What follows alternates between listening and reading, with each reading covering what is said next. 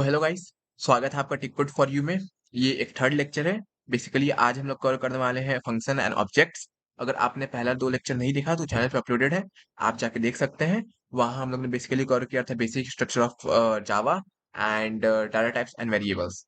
तो चलिए आज के लेक्चर तरफ बढ़ते हैं। तो आज हम लोग कवर करने वाले हैं फंक्शंस एंड ऑब्जेक्ट्स। तो फंक्शन बेसिकली क्या होते हैं? तो मैंने आपको बताया था कि जावा प्योरली ऑब्जेक्ट ओरिएंटेड है। तो हम लोग को पहले एक क्लास बनाना पड़ेगा क्योंकि हम लोग कोड क्लास के अंदर लिखेंगे। ओके, तो मैं यहाँ क्लास बना बना देता हूँ। सपोज मैं यहाँ क्लास बनाता हूँ, क्लास एक्स। मेरी क्लास एक्स बन गई। अब मैंने आपको बताया था कि जावा में एक डिफॉल्ट फंक्शन होता है जिसका नाम होता है मेन। बट आज हम लोग डिफॉल्ट फंक्शन नहीं, आज हम लोग यूजर डिफाइंड फंक्शन बनाएंगे। मतलब हम लोग यूजर से भी फंक्शन बनवा सकते हैं उसके मर्जी से, जो नाम चाहे। मेन तो एक डिफॉल्ट होता है, बट यूजर से बनवा सकते हैं। तो सपोज मैं यहाँ एक फंक्शन बनाता हूँ। अगर आपको याद हो तो मैंने कहा था कि फंक्शन भी 2 टाइप के होते हैं। तो पहला हम लोग देखते हैं वॉइड वॉइड फन। फन मैं लिख देता हूँ यहाँ पे, वॉइड फन, और ब्रैकेट ओपन। अब यहाँ पे क्या है देखिए, यहाँ पे है वॉइड। वॉइड मतलब कि आपका जो ये फंक्शन है ये कुछ रिटर्न नहीं करेगा। ये बिना वॉइड फंक्शन, इसका ये मतलब है कि आपको कोई वैल्यू इसमें रिटर्न नहीं करना पड़ेगा, आप इसको डायरेक्टली कॉल कर सकते हैं। अगर आपको समझ में नहीं आया तो आप थोड़ा देर रुकिए, इसी लेक्चर में आपको समझ में आ जाएगा। अब फन, फन यहाँ फंक्शन का नाम है। आप यहाँ कुछ भी लिख सकते हैं, वॉइड शो, वॉइड डिस्प्ले, या वॉइड, आपको जो मन, आप जो मन लिख सकते हैं। और आपको एक यहाँ पे ये ऐसा ब्रैकेट देना पड़ेगा। ब्रैकेट बेसिकली फंक्शन में दिया जाता है, ये एक्चुअली एक डिफॉल्ट फंक्शन है क्योंकि ब्रैकेट के अंदर कुछ पैरामीटर नहीं है। अगर आप ब्रैकेट के अंदर कुछ लिख देते हैं तो वो होता है पैरामीटर। तो ब्रैकेट के अंदर कोई पैरामीटर नहीं है, तो फंक्शन में एक पैरामीटर दिया जाता है। अगर आपको यहाँ पे कुछ नहीं लिखना है, आपको मैं बताऊंगा कि फंक्शन में कैसे लिखा जाता है और कैसे कॉल करते हैं। तो ये अब ये पैरामीटर को छोड़िए, बस आप ध्यान रखिए कि आपको यहाँ पे एक ब्रैकेट देना पड़ेगा। तो फंक्शन लिखने का तरीका ये होता है, वॉइड फन और एक ब्रैकेट। फन आपका एक नेम है, और वॉइड इट मीन्स कि आपका फंक्शन कुछ रिटर्न नहीं करेगा। तो सपोज मैं यहाँ फन में एक कुछ मैसेज पास कर देता हूँ। आपको फन के ब्रैकेट के अंदर में कुछ मैसेज पास करना पड़ता है। जरूरी नहीं कि आप कुछ मैसेज पास कीजिए, आप यहाँ बेसिकली आप यहाँ कोड लिखिएगा। तो मैं सपोज यहाँ पे कोड लिख देता हूँ, system dot out dot println, और मैं यहाँ सपोज लिख देता हूँ। अ, अब अगर आप पहले मेरे लेक्चर देखे हैं तो आपको पता होगा कि हम यहाँ यहाँ पे वैल्यू एक्सेस कर रहे हैं। डेटा टाइप, अगर आपने लेक्चर 2 देखा है तो मैं बेसिकली यहाँ आई सी ये सब लिख के मैंने different types of data types को एक्सेस कर रहा था। बट आप चाहें तो यहाँ पे आप कुछ मैसेज भी लिख सकते हैं, बट वो मैसेज एक स्ट्रिंग के फॉर्म में होता है। और मैंने आपको बताया था कि ये स्ट्रिंग को डबल कोटेशन मार्क के अंदर लिखा जाता है। तो यहाँ भी मैं पहले एक डबल कोटेशन मार्क दे दूंगा। और आपको बेसिकली यहाँ पे डिफाइन करने की जरूरत नहीं है कि ये स्ट्रिंग है, सिस्टम ऑटोमेटिकली देख लेगा। आपने डबल कोटेशन मार्क डाला है यहाँ पे, तो सिस्टम ऑटोमेटिकली डिटेक्ट कर लेगा कि हाँ आप एक स्ट्रिंग वैल्यू डाल रहे हैं। तो आप स्ट्रिंग के अंदर जो मन वो लिख सकते हैं। तो मैं यहाँ एक सेंटेंस लिख देता हूँ, दिस इज फन मेथड। मैं यहाँ फन मेथड लिख देता हूँ, दिस इज फन मेथड। ठीक है। तो मैं एक वॉइड फन बनाया, वॉइड फन मेरा एक मेथड है। और उसके अंदर ये कर्ली ब्रैकेट के अंदर जो आप लिखेंगे इसका मतलब कि आप वो मेथड के अंदर लिख रहे हैं। तो मैं फन के अंदर एक मैसेज पास कर दिया जिसका मैसेज है दिस इज फन मेथड। ठीक है, यहाँ तक होप सो आपको समझ में आ गया होगा। अगर आपको वॉइड और ये सब आपको थोड़ा दिक्कत हो रहा है तो आप लेक्चर में बने रहें, आपको समझ में आ जाएगा। तो मैंने आपको बताया कि वॉइड कुछ रिटर्न नहीं लेता है, कुछ आपको रिटर्न करने की जरूरत नहीं है। वॉइड आप बेसिकली वॉइड फन एक ब्रैकेट डाल दीजिए और कर्ली ब्रैकेट खोलिए, उसके अंदर आपको जो कोड लिखना है कोड लिख दीजिए। अब सपोज कि आपको यहाँ पे सेंटेंस लेना है। सपोज मैं यहाँ लिखूंगा, राइट योर कोड हियर। तो आप देखेंगे कि कंपाइलर को समझ में नहीं आ रही कि राइट योर कोड हियर क्या है। वो कंपाइलर बोल रहा है कि राइट क्या है भाई, ये योर क्या है, ये कोड क्या है, ये हियर क्या है। तो अगर आप चाहते हैं कि आप यहाँ ऐसे सेंटेंस भी लिख दें और कंपाइलर इसको इग्नोर करें, तो आपको बेसिकली क्या करना होगा कि आपको बेसिकली ऐसा एक स्लैश डालना पड़ेगा। आपको फॉरवर्ड स्लैश दो डालना पड़ेगा। इसका मतलब कि आप यहाँ कमेंट दे रहे हैं। इसको बोलते हैं कमेंटिंग। कमेंटिंग मतलब कि आप वहां सेंटेंस लिख सकते हो और कंपाइलर उसको इग्नोर करेगा। तो आपको अगर कमेंट लिखना है तो आप बेसिकली 2 फॉरवर्ड स्लैश मारिए और उसके बाद अपना जो सेंटेंस लिखना है लिख दीजिए। बट सपोज आपको अगर लाइन में बहुत सारी चीज लिखना है, सपोज मैं यहाँ राइट योर कोड है, मैं राइट योर कोड को सपोज बहुत सारा लाइन में लिखना चाहता हूँ। सपोज मैं यहाँ बहुत सारा लाइन में लिखना चाहता हूँ। ठीक है, इतना सा लाइन में लिखना चाहता हूँ। और ये हटा दो, ये हटा दो यहाँ से। मैं इसको सबको हटा देता हूँ, क्योंकि सपोज आपको इतने से लाइन का आपको सेंटेंस लिखना है, आपको एक लाइन का सेंटेंस नहीं लिखना है, आपको बहुत सारे लाइन का सेंटेंस लिखना है। तो अब आप यहाँ पे डबल क्या बोलते हैं, डबल फॉरवर्ड स्लैश अब बार बार यहाँ तो नहीं देते रहेंगे एक लाइन के लिए। तो इसका तरीका होता है कि यहाँ पे फॉरवर्ड स्लैश और स्टार मारिए, और जहां आपका पूरा सेंटेंस खत्म हो गया जितने लाइन के बाद, वहां फॉरवर्ड स्लैश स्टार खत्म कर दीजिए। तो ये आपका देखिए, ये मल्टी लाइन कमेंट है और ये एक सिंगल लाइन कमेंट है। अगर आपको सिंगल लाइन कमेंटिंग करना है तो डबल फॉरवर्ड स्लैश मारिए और अपना सिंगल लाइन का कमेंट लिख दीजिए। बट आपको मल्टी लाइन कमेंट करना है तो यहाँ पे फॉरवर्ड स्लैश एक स्टार मारिए और अपना जितना लिखना है लिख दीजिए अपना, और उसके बाद फिर यहाँ स्टार और फॉरवर्ड स्लैश मारिए। तो आपका यहाँ पे एंड हो जाएगा। ये आपका मल्टी लाइन कमेंटिंग है। तो होप सो आपको समझ में आ गया हो कैसे कमेंट करते हैं, और ये कंपाइलर इस चीज को अवॉइड करेगा। उस पर ध्यान ही नहीं देगा कि यहाँ पे क्या लिखा हुआ है, ये आपका समझने के लिए है। तो ठीक है, होप सो आप यहाँ पे समझ गए होंगे। तो मैं वॉइड फन बता रहा था। तो वॉइड फन कोई रिटर्न नहीं लेता है। अब मैं आगे जाता हूँ, दूसरा टाइप का फंक्शन बनाते हैं। सपोज एक मैं फंक्शन बनाता हूँ जो कि इन टाइप का होगा। इन टाइप का फंक्शन मीन्स कि वो इंटीजर वैल्यू को ही रिटर्न करना पड़ेगा उसको। ये वॉइड नहीं है, ये इंट है। सपोज मैं यहाँ इंट DISP नाम से फंक्शन बनाता हूँ, वॉइड डिस्प सपोज। और सपोज मैं यहाँ क्या करता हूँ कि मैं यहाँ एक इंटीजर टाइप का डेटा टाइप ले लेता हूँ, वेरिएबल ले लेता हूँ इंट आई। आई में सपोज मैं वैल्यू असाइन कर देता हूँ 10। एंड सपोज मैं यहाँ एक और ले लेता हूँ इंट जे, और जे में मैं वैल्यू असाइन करता हूँ 20। यहाँ पे मैंने, अगर आपने लेक्चर 2 देखा है तो आपको समझ में आ गया कि मैंने यहाँ क्या किया है। तो ये बेसिकली मैंने इंटीजर वैल्यू लिया है 10 और ये लिया है 20, और ये आपका वॉइड फन है।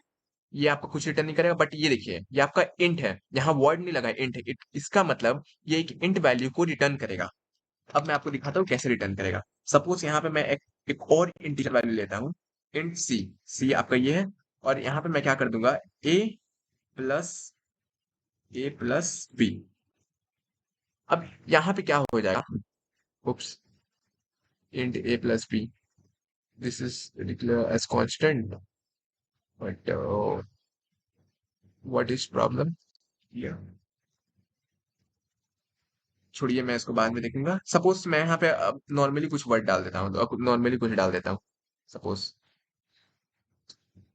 अब देखिए यहाँ पे क्या हो रहा है कि आपका यहाँ एरर दे रहा है। ये आपको बोल रहा है कि ये जो फंक्शन है ये एक इन टाइप का वैल्यू को रिटर्न करेगा। तो यहाँ आप देखिए कि यहाँ पे कुछ रिटर्न नहीं कर रहा है। सपोज यहाँ इंटीजर टाइप का वैल्यू क्या है, यहाँ इंटीजर टाइप का वैल्यू है सी। सी आपका इंटीजर टाइप का है, तो इसको आपको रिटर्न करना पड़ेगा। तो आपको रिटर्न करने के लिए लिखना पड़ता है सी रिटर्न सी लिखना पड़ता है। अब देखिए आपका एरर चला गया। यहाँ पे आपको सी रिटर्न करना पड़ेगा। सी क्यों रिटर्न करना पड़ेगा, क्योंकि आपका ये इंटीजर टाइप का वैल्यू है। और इंटीजर टाइप का वैल्यू क्यों रिटर्न करना पड़ेगा, क्योंकि आपका ये वॉइड फंक्शन नहीं है। यहाँ आपका वॉइड फंक्शन नहीं है, इंटीजर टाइप का फंक्शन है। इंटीजर टाइप का फंक्शन है मतलब कि आपको एक इंटीजर वैल्यू को रिटर्न करना पड़ेगा। अब यहाँ पे ए प्लस बी तो सपोर्ट करना चाहिए था। ए प्लस बी, ए प्लस बी मैंने ग्लोबल लिया है, बट ए प्लस बी था यहाँ पे। उप्स, यहाँ आई जे था, इसलिए ये सपोर्ट नहीं कर रहा है। तो यहाँ मैं लिख दूंगा आई, और मैं यहाँ लिख दूंगा जे, आई जे। अब देखिए एरर नहीं आ रहा है। वहां ए बी एरर इसलिए आ रहा था क्योंकि ए बी नाम का मेरा कोई ना वेरिएबल था, ना कोई डेटा टाइप था, ना कुछ था। तो यहाँ आई जे। अब यहाँ पे वैल्यू स्टोर होगा, आई का मेरा वैल्यू है 10 और जे का 20, तो यहाँ पे 30। तो ये रिटर्न 30 कर देगा। ठीक है, आगे बढ़ते हैं, आपको मैं दिखाता हूँ। तो ये है फंक्शन, ये है मेरा वॉइड फंक्शन जो कि कुछ रिटर्न नहीं करेगा। यहाँ पे बस आप मैसेज लिख दीजिए, बस आपका काम हो जाएगा। और ये है आपका इंट फंक्शन जो कि एक इंटीजर वैल्यू रिटर्न करेगा। यहाँ बेसिकली फ्लोट फंक्शन हो सकता है, आपका मर्जी, आप जितना फंक्शन बना सकते हो उतना फंक्शन हो सकता है। स्ट्रिंग फंक्शन हो सकता है, स्ट्रिंग वैल्यू रिटर्न करेगा। बट यहाँ पे सिंप्लिसिटी के लिए हम लोग इंटीजर वैल्यू रहने देते हैं। तो एक इंटीजर वैल्यू को देखिए ये रिटर्न भी कर रहा है। अब हम लोग बात करते हैं कि इसको कॉल कैसे करें। अभी फंक्शन तो बना लिए, बट फंक्शन को कॉल करने के लिए हम लोग को ऑब्जेक्ट बनाना पड़ता है। कॉल मीन्स, मैं आपको दिखाता हूँ। ये आप एक क्लास बना लिए यहाँ पे। सपोज ये क्लास मेरा क्लास एक्स है। अब चाहो मैं आप मल्टीपल क्लास बना सकते हैं, नंबर ऑफ क्लास बना सकते हैं। तो सपोज मैं यहाँ एक और क्लास बनाता हूँ, क्लास ABC। अब आपको ये दोनों फंक्शन को कॉल करना है। अगर आप इसको कॉल नहीं करेंगे तो मैं दिखाता हूँ क्या होगा। सपोज मैंने कॉल नहीं किया, नॉर्मली मेरा यहाँ पे देखिए, मेरा यहाँ पे कुछ एरर नहीं आ रहा है, मेरा प्रोग्राम में कोई एरर नहीं है।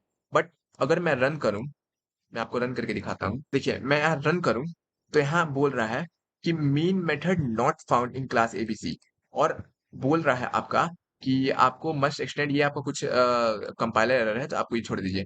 तो ये देखिए बोल रहा है, ये आपका बोल रहा है कि आप वॉइड फन तो बना दिए, बट आपको अगर इसको कोड में एग्जीक्यूट कराना है तो आपको इसको कॉल करना पड़ेगा। आपका एक बेसिकली मेन फंक्शन होना चाहिए। तो मेन एक डिफॉल्ट फंक्शन होता है, तो मैं यहाँ एक डिफॉल्ट फंक्शन बना देता हूँ। होप सो आपको यहाँ पे दिक्कत नहीं होगी, एक डिफॉल्ट फंक्शन है।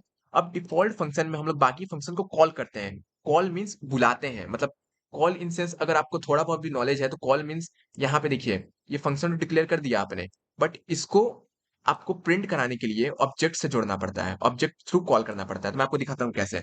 सपोज आपको देखना है कि आपको पहले ऑब्जेक्ट बनाने के लिए आपको ध्यान रखना पड़ेगा कि आपका फंक्शन कौन से क्लास में है। तो यहाँ पे मेरा फंक्शन क्लास एक्स में है, तो अब मैं एक्स का ऑब्जेक्ट बनाने जा रहा हूँ। मैं यहाँ पे एक कमेंटिंग लिख देता हूँ, सिंटेक्स सिंटेक्स ऑफ ऑब्जेक्ट। ये मेरा सिंटेक्स ऑफ ऑब्जेक्ट है। तो ऑब्जेक्ट बनाने के लिए क्या करना पड़ेगा, पहले आपको क्लास का नेम लिखना पड़ेगा, क्लास का नेम। उसके बाद आपको ऑब्जेक्ट का नाम।